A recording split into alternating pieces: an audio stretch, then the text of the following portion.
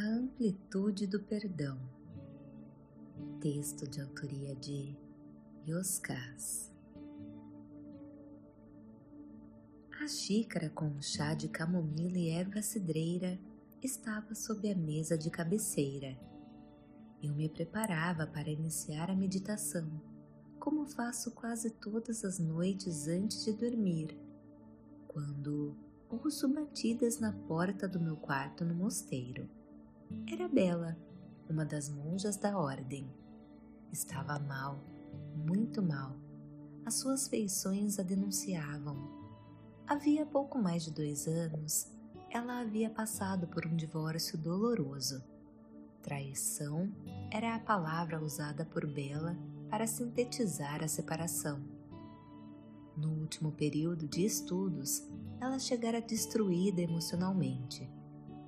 Segundo contara à época, o marido não apenas decidira morar com outra mulher, com quem já se relacionava desde antes do casamento sem que ela soubesse, mas criara várias dificuldades financeiras, desde ocultar alguns bens do casal até desviar outros tantos antes de revelar a sua decisão de ir embora.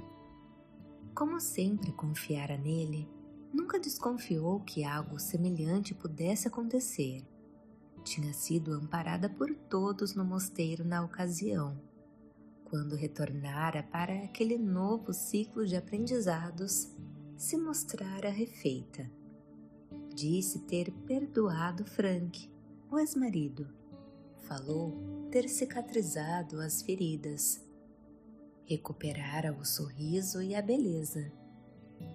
Alegrei-me por vê-la tão bem havia alguns dias. No entanto, outra Bela estava à porta do meu quarto. A verdadeira Bela. Tudo mais era mera maquiagem. Não me refiro aos cosméticos, mas aos personagens aparentemente fortes e equilibrados, os quais acreditaremos nos tornar se insistirmos em os interpretar. Mentiras jamais se tornam verdades pelo fato de a repetirmos infinitamente. Somos capazes de nos iludir por muito tempo, mas nunca enganaremos a própria alma, nem mesmo por um mísero segundo. Quando teimamos, ficar de pé dependerá da capacidade de cada pessoa em resistir ao sofrimento. Sem importar o quanto consegue suportar, nunca será uma boa ideia se acostumar com a agonia de viver com a alma sufocada. Todo sofrimento possui mecanismos de desarme.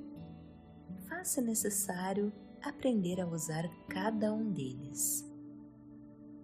Não era momento para chás. Cafés se mostravam mais adequados à ocasião. Descemos à cantina.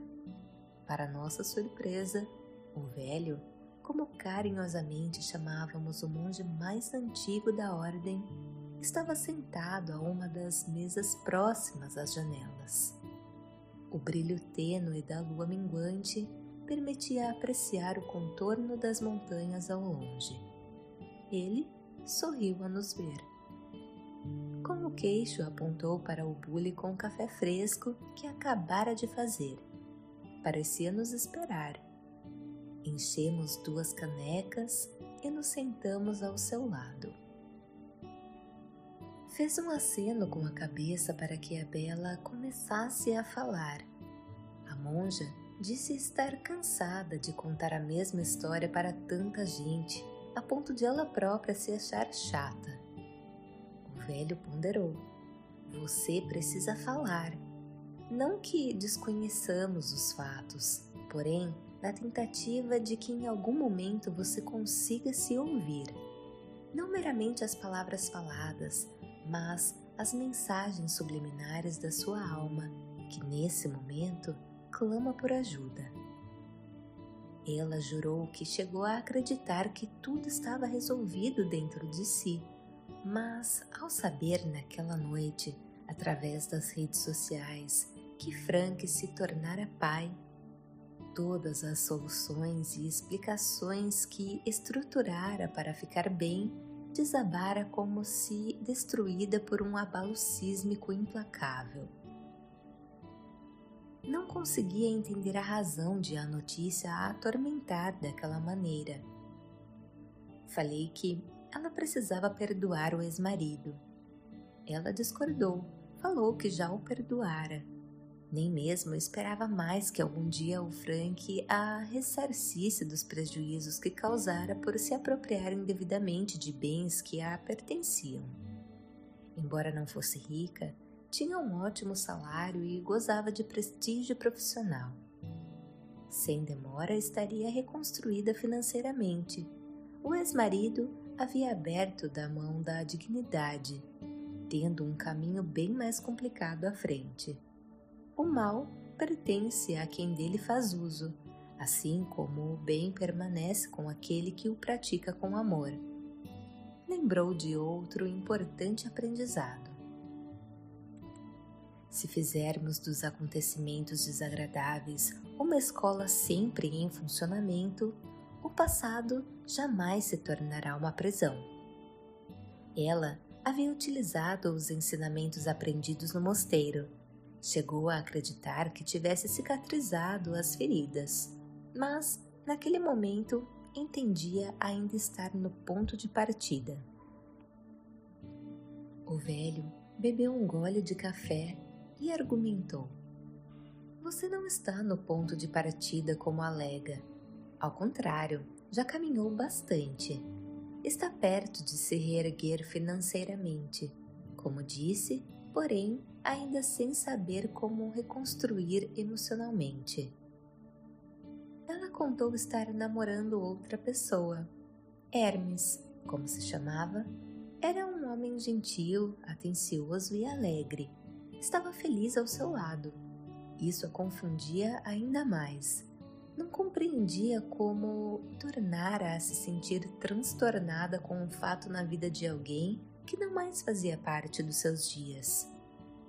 Voltei a falar que ela precisava perdoar o ex-marido. Bela repetiu já o ter perdoado. Insisti que o perdão ao Frank ainda não tinha acontecido. O bom monge discordou de mim. A Bela o perdoou. Existe sinceridade em suas palavras. Ela não o quer mais de volta. Tampouco aguarda por qualquer ressarcimento. Entende o tamanho dele, as suas fraquezas e incapacidades. Compreende que Frank não fez melhor porque não conseguiu. Isso não o exime dos erros, mas traz o entendimento que não se pode exigir algo que ele nunca teve para dar. Cada pessoa entrega no limite das suas possibilidades. Qualquer gota a mais não lhe será possível. Essa compreensão é a base da compaixão, uma virtude que serve para estruturar outra, bem mais ampla e profunda: o perdão. Olhou para a monja com doçura e vaticinou: "Você se libertou do Frank quando o perdoou. O primeiro grande passo foi dado." Ansiosa, ela indagou sobre o que faltava ou qual seria o próximo passo. Libertar-se de si mesmo. Bela disse não compreender, e o velho explicou: "Você já o perdoou, mas ainda se culpa por ter confiado em quem não a merecia, por ter se negado ou não ter conseguido ver que ele a enganava. Desde o início, todos os sinais estavam lá. Saber disso causa esse sofrimento. No entanto, o desejo de viver uma linda história ao lado do marido fechou os seus olhos para os perigos que se avizinhavam." Fez uma pausa antes de concluir: "Falta você se perdoar." Foi a vez de Bela discordar. Não tinha feito qualquer mal ao Frank. Logo, não havia o que perdoar em si mesma. O bom monge a corrigiu: perdoar-se, ao contrário do que parece, nem sempre é a conquista mais fácil nem a mais simples, principalmente quando não fomos nós que causamos danos aos outros. velho prosseguiu. O Frank é assunto superado. Concordamos que ninguém escapa das leis maiores, entre elas a inexorabilidade das consequências cujas causas cada um atrai para si. Sem exceção, em algum momento, todas as pessoas terão de lidar com os seus próprios feitos. Nenhum lamento é cabível, tampouco a você, Bela. Desconfortável, a monja se remexeu na cadeira. O bom monge continuou. Se toda dificuldade é uma oportunidade evolutiva, se faz necessário extrair o aprendizado oferecido por cada experiência. Bebeu mais um gole de café e pontuou. O movimento primordial foi realizado. Você consolidou a perda rapidamente, ou seja, aceitou o fim do matrimônio, dissolveu os danos afetivos e já se relaciona com o Hermes, assim como absorveu os prejuízos patrimoniais. Quanto mais tempo demoramos para realizar a perda, mais esgarçamos o sofrimento. Embora tenha sofrido perdas, manteve intacta a sua luz ao se negar a revidar com atitudes do mesmo quilate, não se deixando arrastar pela escuridão dos atos de Frank. Em outras palavras, ofereceu a outra face. Percebe-se um adiantado estágio de desenvolvimento pessoal. Para que a maturidade se complete, se faz necessário entender o motivo pelo qual um acontecimento na vida de quem nada mais representa causou tanto estrago a ponto de parecer que nenhum avanço foi conquistado. Bela passou as mãos pelos lindos e longos cabelos castanhos, demonstrando traços de aflição por ainda não entender onde o raciocínio do velho a levaria. Tanto eu como ela argumentamos que o ex-marido nos parecia ser o cerne da questão. O bom monge maneou a cabeça e explicou. Ninguém é um problema na vida de ninguém. Cada qual é a fonte das próprias dificuldades, logo responsável pelo céu ou inferno em que vive. Essa verdade simples oferece algo de maravilhoso ao recolocar nas mãos de cada pessoa o poder de solucionar a própria vida. Constrangida, ela contou que soubera que a empresa de Frank enfrentava muitas dificuldades. Nos últimos meses, apresentara grandes prejuízos.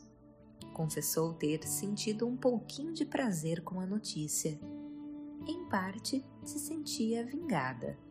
De outra parte, admitiu se sentir envergonhada com os próprios sentimentos. O velho a corrigiu. Embora a vingança se manifeste não apenas em atos, mas também em desejos, o que você sentiu pode ter outro significado. Em seguida explicou. A compaixão, a virtude de compreender amorosamente as dificuldades alheias, ou mesmo o perdão, não nos exime do sentimento de justiça, a atuação cósmica e equilibrada de todas as relações. As experiências vivenciadas são excelentes métodos utilizados pela vida para moldar o caráter e expandir o amor em todas as pessoas. Desejar que o malfeitor seja feliz com o produto do furto funcionaria como a validação do mal e um estímulo à desonestidade, um absurdo contrassenso em total desacordo com os ditames da luz, uma falta de respeito consigo mesmo e uma tremenda ingenuidade. Arqueou as sobrancelhas e alertou. Devemos agir sempre com pureza, jamais com ingenuidade. Ela quis saber qual era a diferença. O velho explicou. A pureza exige o necessário conhecimento sobre o mal e a completa abdicação do seu uso, mesmo quando apresente vantagens aparentes. Trata-se de uma prova dificílima que poucos conseguem ultrapassar. De outro lado, a ingenuidade é o desconhecimento do mal ou a pouca importância que se atribui aos seus efeitos, tornando os envolvidos presas fáceis para as constantes armadilhas e a perpetuação da maldade. Ele seguiu com a explicação. Cada pessoa experimentará a exata situação na perfeita necessidade do seu aprendizado. Herdamos as consequências das nossas escolhas, ainda que a longo prazo isto faz da vida uma forja de mestres na qual o fogo dos acontecimentos se torna necessário para moldar os espíritos que teimam na rigidez do atraso e dos vícios sombrios na falsa crença de um poder ou de uma superioridade inexistente. Franziu as sobrancelhas e disse: sossegar-se na certeza da justiça cósmica é diferente de desejar a vingança. A monja quis saber como discernir um sentimento do outro. O bom monge explicou: o justo quer o aprendizado enquanto o vingador anseia pelo sofrimento daquele que o prejudicou. Na justiça há amor e sabedoria. Na vingança restará apenas dor para ambos os lados. Com os olhos marejados, Bela disse nunca ter desejado mal ao Frank, mas que sim, desejava que ele, mesmo que nunca se desculpasse pessoalmente com ela, reconhecesse o mal que provocou, se redimindo através do próprio comportamento em suas relações futuras, tendo por base o aprendizado final daquela experiência. O velho balançou a cabeça em anuência e afirmou: isso é justiça, não há razão para se envergonhar por causa desse sentimento. O bom monge lembrou: nunca confunda os justiceiros com os justos. Os justiceiros se arvoram em donos da verdade e promovem julgamentos dentro dos limites estreitos e rasos das próprias consciências, aprisionando algozes e vítimas em prolongadas sentenças kármicas. Os justos, por serem puros, se negam ao uso do mal e se mantêm em seus eixos de luz, libertando-se definitivamente dos danos sofridos ao confiar na atuação sábia da justiça cósmica. A liberdade é um ato pessoal e independente, portanto, não precisa ficar à espera de nada nem de ninguém para se realizar. Basta entendimento e atitude para consigo mesmo, nada mais. Depois, alertou: ao confiar na aplicação da justiça cósmica, não podemos esquecer que somos ou fomos parte do processo. Portanto, ela também irá nos alcançar na medida que nos couber. Bebeu um gole longo de café e disse: o Frank só conseguiu causar tantos danos porque você permitiu. Nada acontece de uma hora para outra. Refiro-me tanto às questões afetivas como ao prejuízo financeiro. Ao se negar a enfrentar as evidências, foi derrubada pela verdade que se apresentava diante dos olhos que você preferia manter fechados. Voltei a interromper, desta feita para dizer que Bela tinha fugido dela mesma ao se negar a enxergar a verdade. O velho se virou para mim e me corrigiu mais uma vez. Fugir seria encontrar um subterfúgio para mascarar a verdade. O que houve foi conveniência. Era preferível se acomodar aos movimentos escusos do marido a ter de lidar com o rompimento do matrimônio, que veio de maneira ainda mais avassaladora. A vida não deixa ninguém se sentir confortável no lugar errado. Assim é a verdade quando a negamos ou a mentira quando a aceitamos. A justiça se vale do caos para destruir as estruturas deterioradas e ultrapassadas de nossas existências. Virou-se para Bela e disse: contigo não foi diferente. Atônita, ela disse não o compreender por completo. O velho esclareceu. Essa é a pedra angular da transformação que a conduzirá à libertação somente permitida pelo perdão. Embora já tenha perdoado o Frank, e isto não o eximirá das contas que terá de prestar à própria consciência, se faz necessário que você também aprenda com os seus erros. A justiça sagrada é uma professora implacável. Enquanto recusar o aprendizado oferecido nessa experiência, você jamais conseguirá se perdoar e, pior, se manterá atrelada aos acontecimentos da vida do Frank. Seu ânimo e humor dependerão das relações e situações cotidianas de quem lhe causou danos. Um triste comportamento que erguerá as paredes da prisão na qual você passará a morar. Este mal é de sua responsabilidade, não foi o Frank quem provocou. Trata-se do fruto da sua incapacidade de lidar, não apenas com as próprias emoções, mas também com os movimentos da vida, que possuem sabedoria, ritmo e metodologia nem sempre de alcance fácil à nossa compreensão. Bella disse que tinha que ficar mais esperta, sem confiar tanto nos outros. O velho se virou para mim e disse: essa resposta é uma fuga.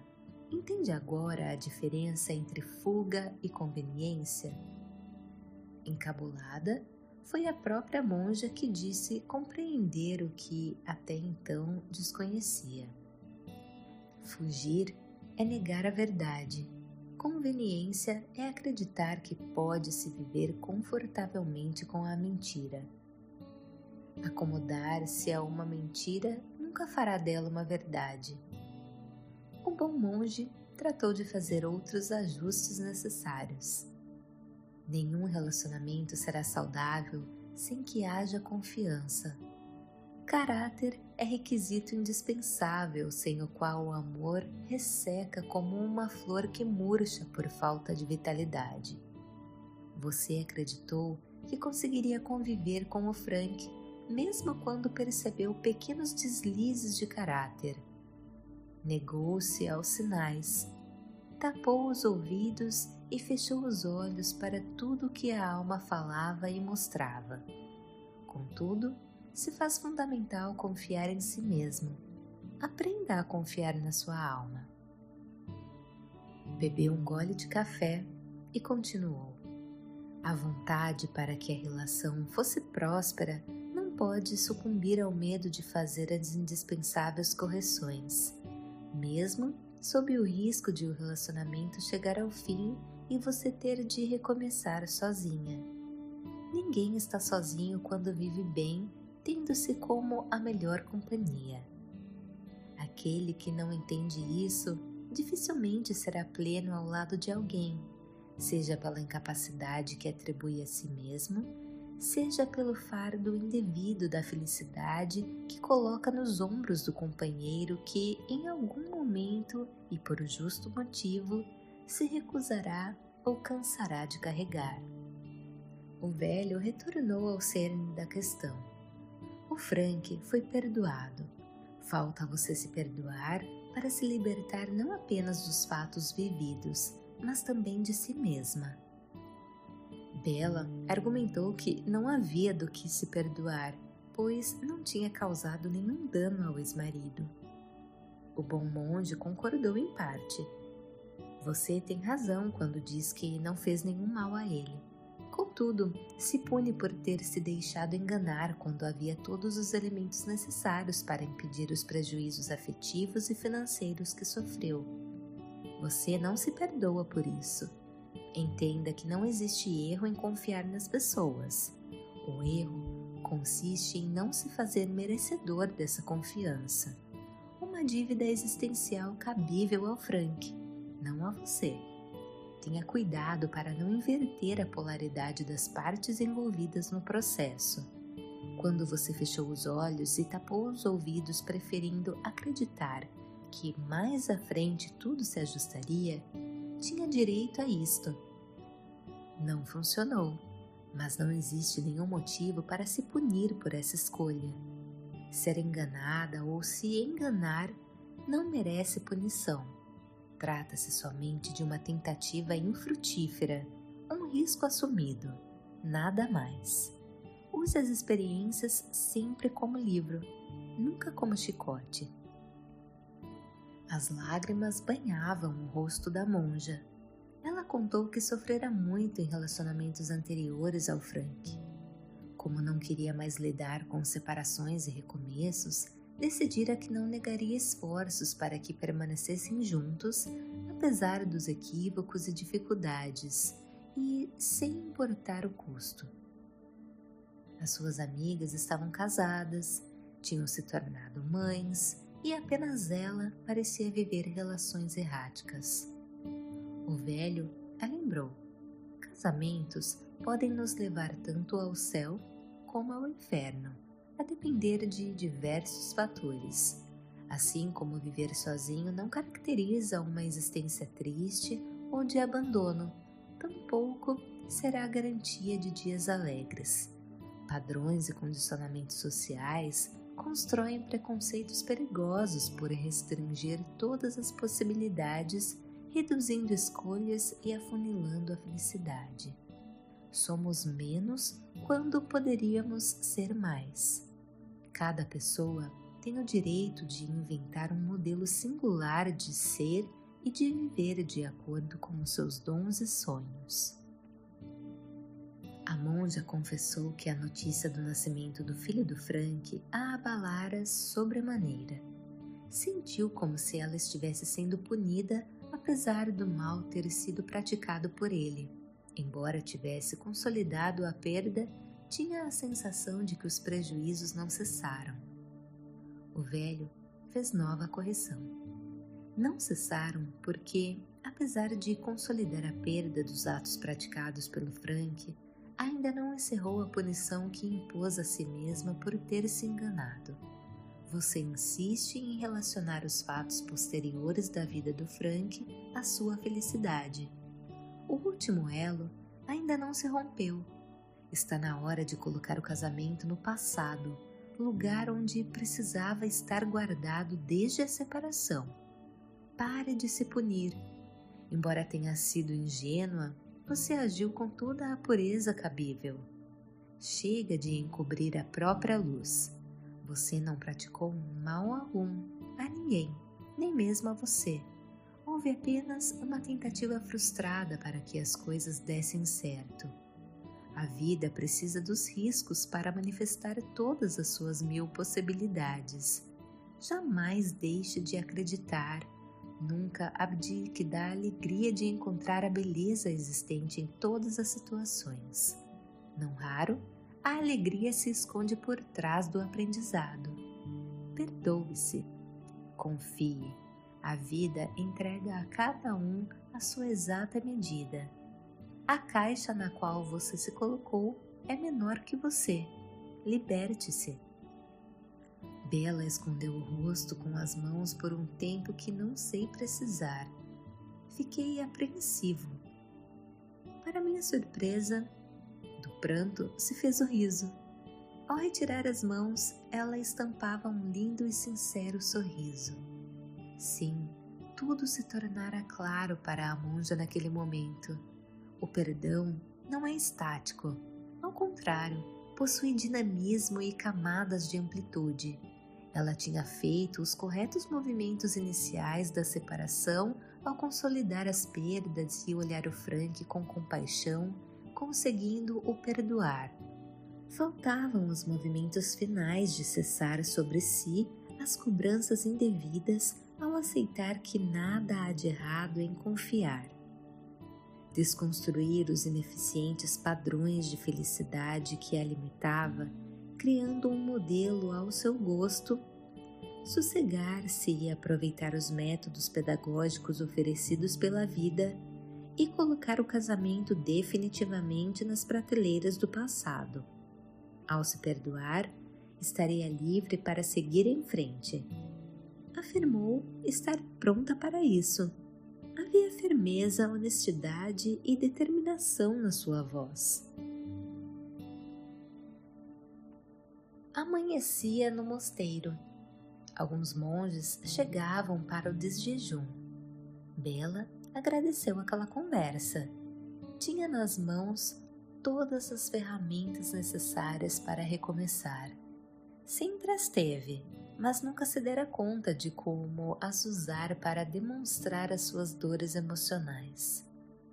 Cada sofrimento possui um mecanismo capaz de o desarmar para sempre. Ela deu um beijo estalado na bochecha do velho e se foi. Alegre, os seus pés pareciam nem tocar no chão.